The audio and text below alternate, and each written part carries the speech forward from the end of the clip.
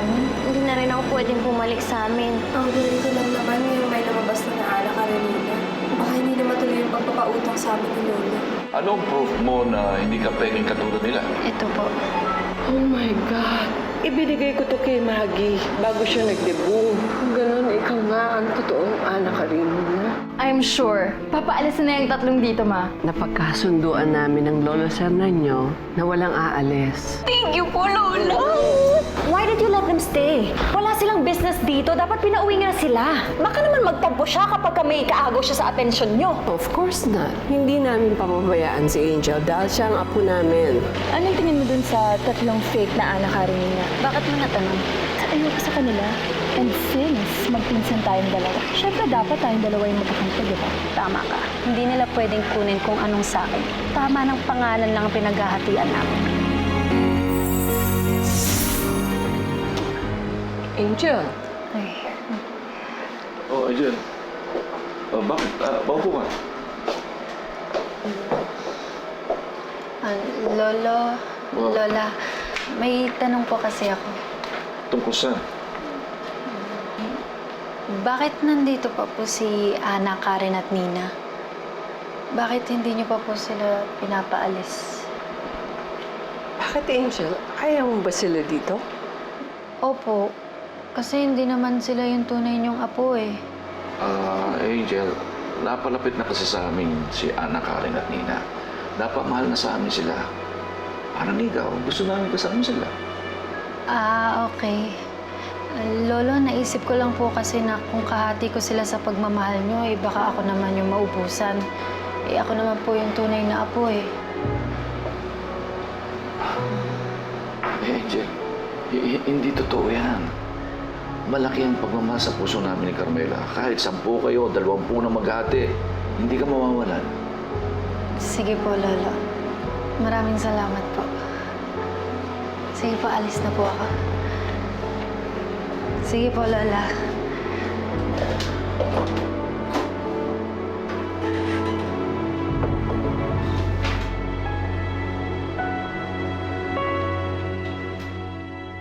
O Nina, bakit ka tumawag? May problema ba?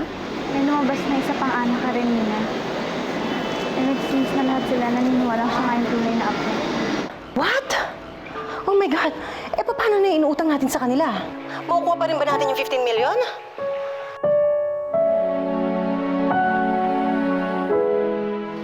Did you hear her? Ha? May pagka-selfish yung Angel na yun, ha? Ang tingin niya sa pagmamahal, pera lang.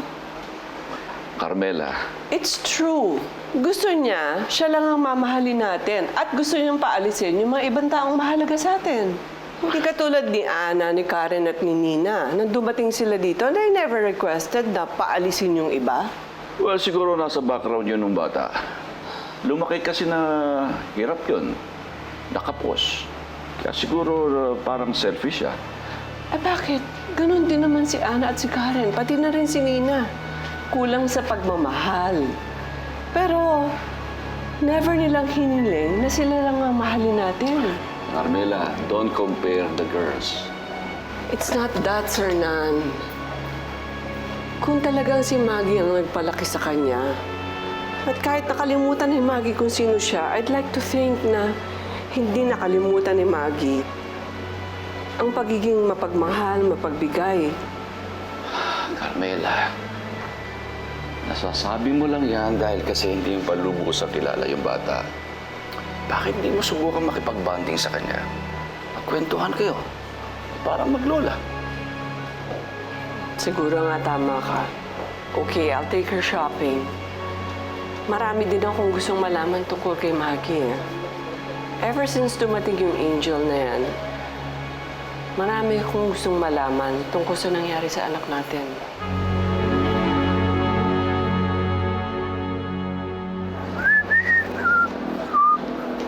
Uy! Uy! Ay, shh! Sorry, miss.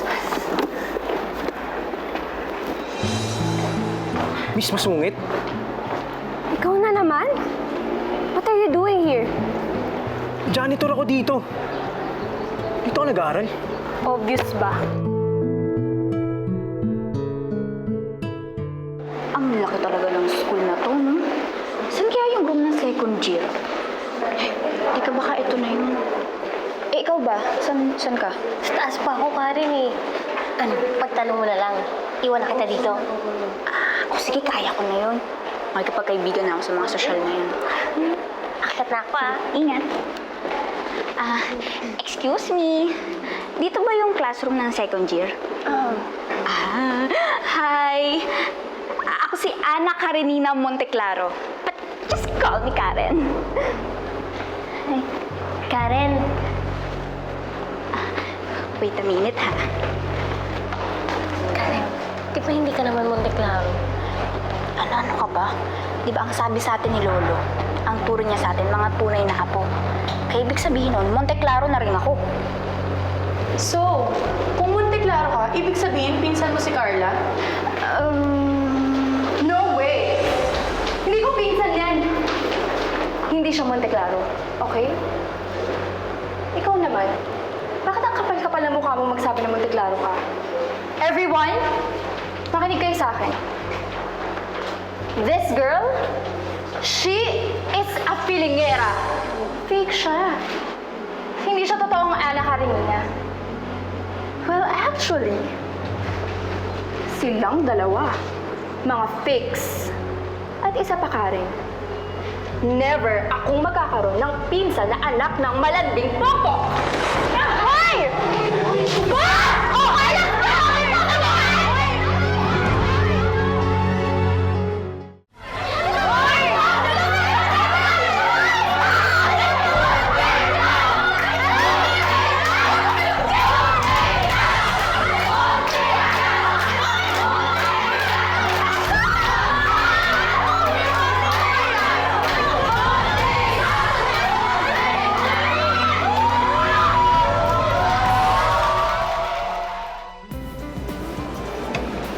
Angel, kamusta naman ang buhay ni Maggie? Ayun po, mahirap lang po kami dun eh. Kwentuhan mo naman ako tungkol kay Maggie. Paano siya maging nanay? Paano kanya pinalaki? Lola, ang sarap po ng juice. Pwede po ba tayo umorder? Waiter! Juice pa nga.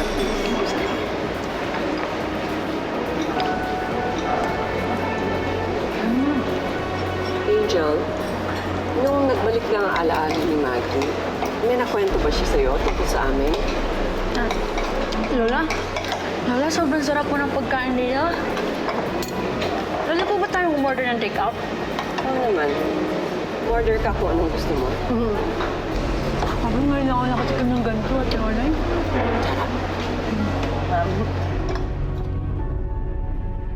Mr. Monteclaro, iiwan ko muna kayo ng mga apo niyo para makapag-usap kayo. Sige.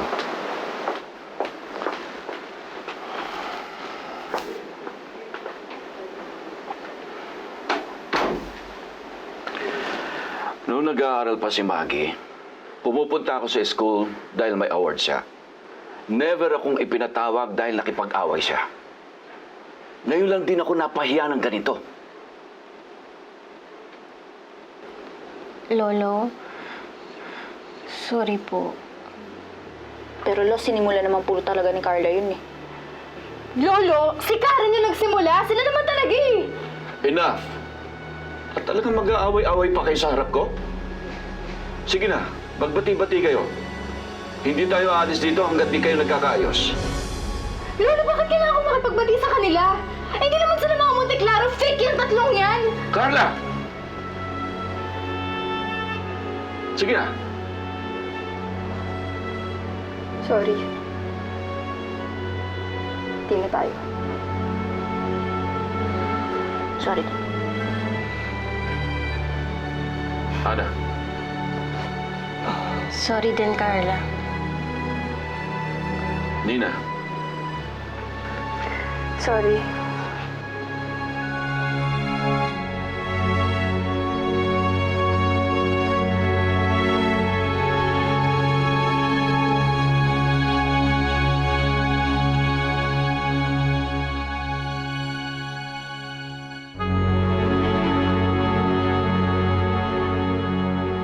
Kamusta naman yung mga magulang mo?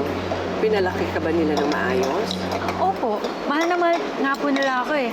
Si tatay po mangingisda, si inay naman po nagtatahi ng mga basahan. Akala ko ba nagtatanim siya sa lupa? Ay, lola, ako po yun. Tinutulungan ko po sila nanay para may pantagdag kami na pambili ng mga gamot ni itay. Eh, kamusta naman si Maggie? Yung nanay Stella mo? Mahal na mahal niya po ako. Tsaka, ang bait-bait niya po, sobra. Ha? Pinupupog kaya ka nun? Minsan nga ako kinukulong pa yan.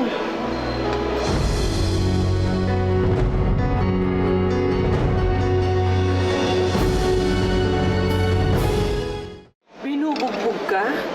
Sinasaktan ka ng anak ko? Mabait si Maggie, hindi niya kayang manakit ng tao. Opo. Masama ho ang ugali ng nanay niyan. Sinasaktan yan eh.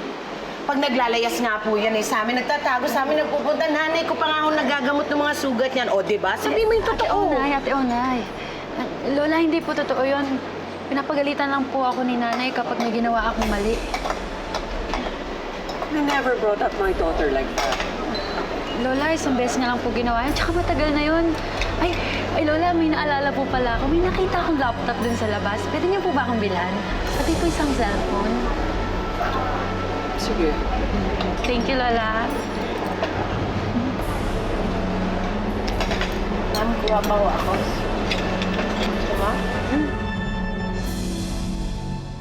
Grabe talaga yung car lang yun. Pakatribida. Tsaka alam mo, plastic-plastic niya. Kung makapag-sorry, gimmick niya lang naman yun. Dapat kasi hindi mo na pinatulan eh. Dapat hindi mo na pinapansin yung ganun. Nina, hindi naman ako katulad mo, no? Manhead. Hindi ko kayang di mag-react sa mga nangaapi sa akin. Okay? Pero Karen, tama naman si Nini. Hindi tayo apo dito, mga ampun lang tayo. Kaya kahit anong oras, pwede nila tayong paalisin. Yan, sa susunod na manunugod ka, isipin mo muna yung future mo. Okay, sorry po. Hindi ko naaawain si Carla.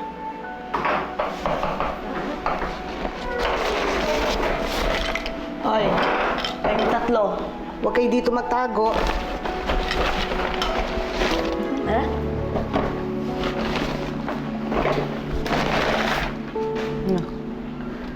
Sayang naman tong isang to. Hindi na nila kakainin to. Kaya ang gagawin ko rito. Manang Berta, pwede pong sa akin na lang po to. Bibigay ko po sa nanay ko. Abe, sige. Teka ha, hahanap lang ako ng lalagyan ha. Salamat po.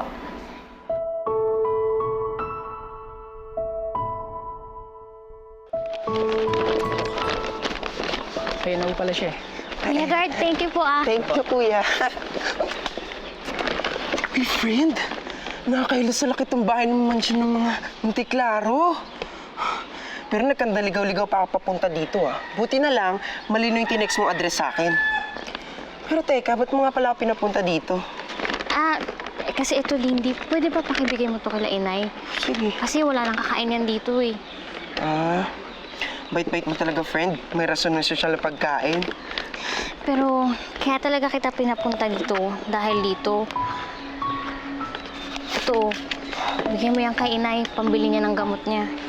Friend, saan mo nakuha to? Hindi mo naman kinupit to, friend, ah. Hindi no, allowance ko yan sa school, bigay sa akin nila lolo't lola. Kamusta sila inay? Tsaka si Ate Becky. Yung ate mo, ayun, nag-iinarte pa rin, paalaga sa nanay mo. Si Aling Naida naman, yun, wala pa rin tigil sa pagbibilad ng daing. Masaya ba sila? Oo, mukha naman silang masaya. Kasi parang wala naman ako naririnig na nag-aaway sila eh. Mukhang nakabuti talaga yung pag-alis ko.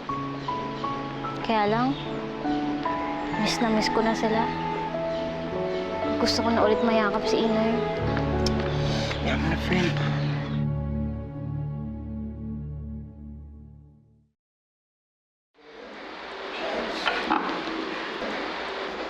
Oh, yes, Nina. May gusto po sana ako itanong. Ano yun? Yung tungkol po dun sa loan ni Mami. Papautangan niyo pa rin po ba siya? Kasi po, ngayon dumating na yung totoo niyong apo, naisip ko, baka po hindi niyo na ituloy. Nina, ang bagay na yan ay sa pagitan lang namin ng mami mo. Opo. Sorry po kung nakikialam ako sa usapan ng matatanda. Sige po, I'll go ahead. Nina?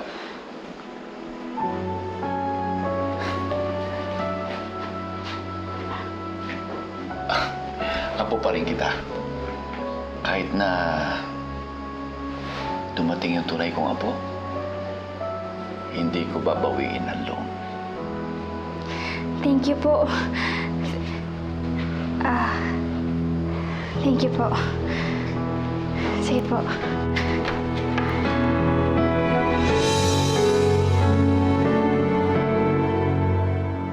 Ate Onay, sunod ka sa kwarto ha. Bilisan mo.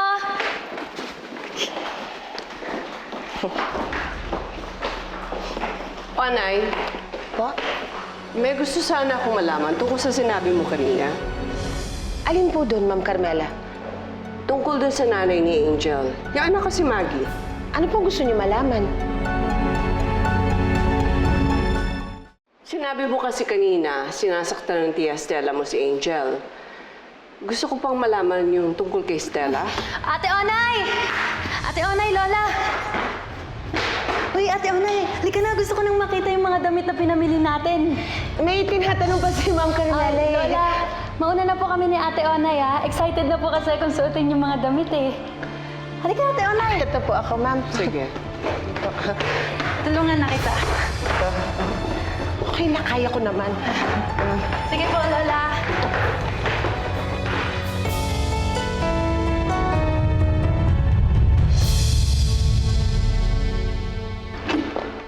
Sir Nan. Oh, Naku, Sir Nan. Mukhang may tinatago sa atin si Angel. Kakatanong ko lang kay Onay tungkol kay Maggie. Bigla na lang niyang inilayo sa akin si Onay. napaparanoid ka lang. Pero totoo eh. Sabi sa akin ni Onay, sinasaktan daw nung Stella na yon si Angel. And I refuse to believe na kayang gawin niya ni Maggie. Carmela. Ewan ko ba? I don't know. Maybe yung Stella Cruz na sinasabi ni Angel, hindi naman si Maggie yun. Baka naman hindi siya ang tunay na anak Karenina. Baka hindi si Angel ang tunay nating apo. Carmela, how else are you going to explain kung bakit nasa kanya yung singsing ni Maggie? Kay Maggie lang pwede manggaling yun. Angel? Pasok po. Breakfast na tayo. Sige po. Asan si Onay? Umalis na po, Lola eh. Ano? Bakit siya umalis? Saan siya pumunta? At saka ba't hindi siya nagpaalam sa akin? Bigla pong tumawag si Chang kagabi kaya nagmamadali po siyang umalis. Kaya ayun, hindi na po nakapagpaalam sa inyo. Sige, sumunod ka na lang sa labas.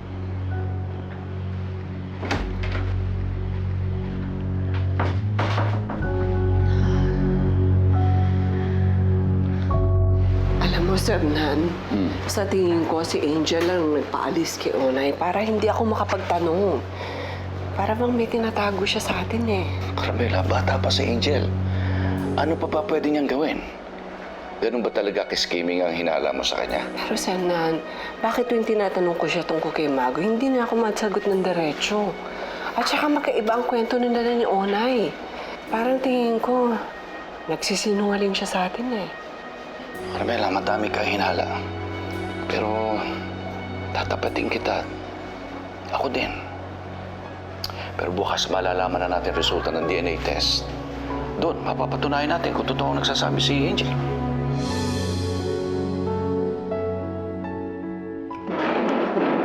Here. Thank you. Buti naman magkasundo na kayong dalawa.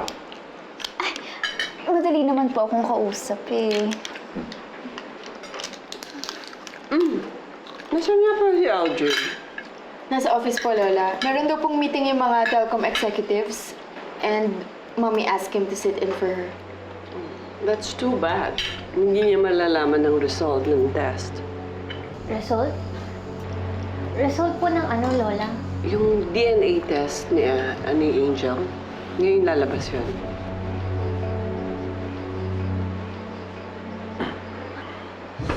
Uncle. Oh, Uncle, dito na yung result. Ngayon, malalaman natin kung match si Brent tsaka si Angel. That's good. Let's go to my office. Sumama ka sa amin, Angel. Excuse us.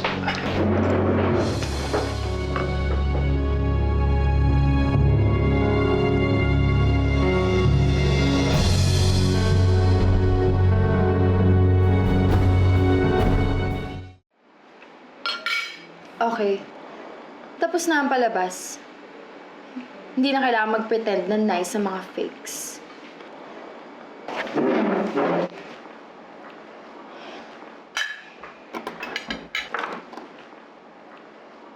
Talaga naman palang plastikera yung babaeng yan eh.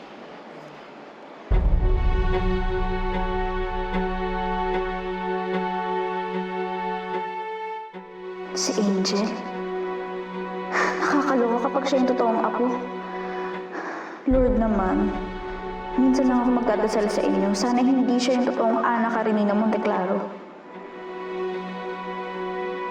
I hope she's a fake para hindi mabawasan ang value namin sa bahay na to. It's a selfish request. Pero mas maraming at stake kapag siya ang anak ni Mami Maggie. Kaming tatlo.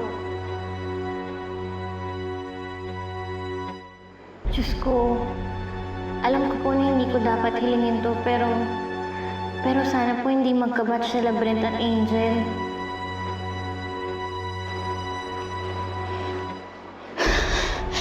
Hindi ko na talaga kaya.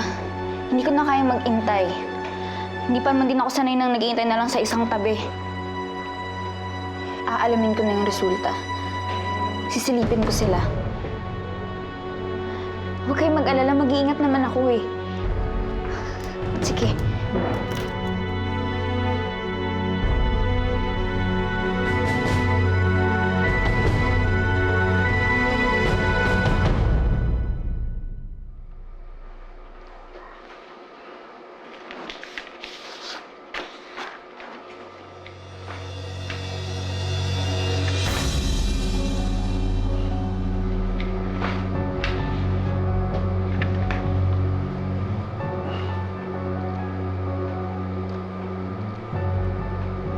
Uncle, positive. Match sila Brent tsaka si Angel.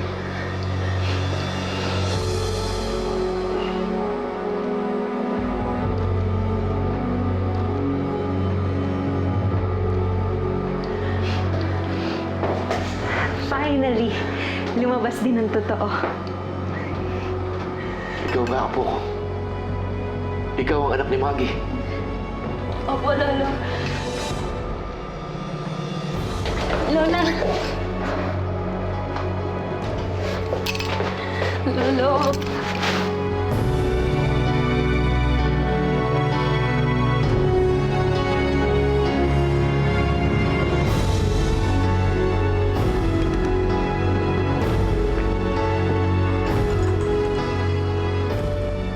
Lord, ang daya mo naman eh. Bakit mo ginawang ganito yung resulta? Bakit si Angel pa yung totoong Ana Karenina?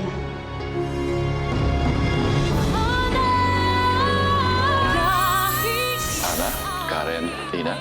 Si Angel ang anak ni Maggie at ni Brent. Ano nang mangyayari sa atin? Mga sampid na lang tayo dito.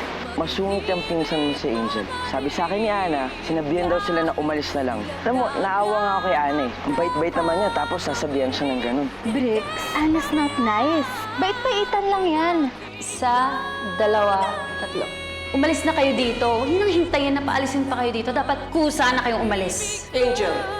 Kailangan matutunan natin siyang mahalin alang-alang kay Maggie. Sir Nan, napatawag po kayo. Gusto kong pumunta ka rito bukas. Mayroon ako yung pakikilala sa'yo. Sino? Si Ana Karenina, si Angel, ang anak niyo ni Maggie.